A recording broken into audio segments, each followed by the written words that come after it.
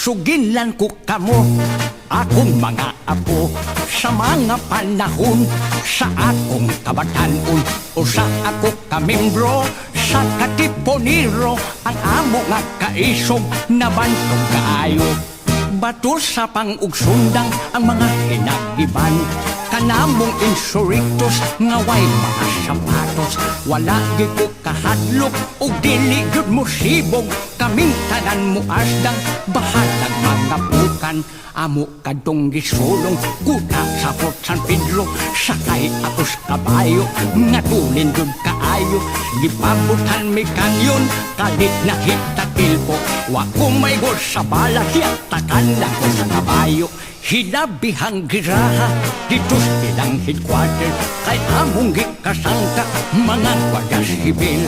Gitiunan ko kanyon sa kasilang bungoton, misindi sa fuego mikagarwa ka buto.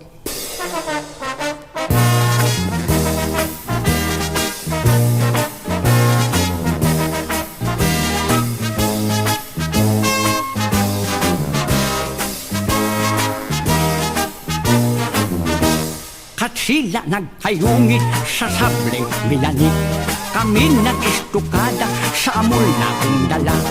Iya akong griwitan, naigo ako sa bugan, ako siyang giluksuan, gipahit ko ang dalunggan. Misyagi sa karamba, nagyaw-yaw o punita, ang kansila bidagan, nagpanawag o tabang, kay waman kong matagbaw, gigukod ko si Apsan. Apan sa kakutas kaming duha, ikuyapan, apan sa kakutas kaming duha,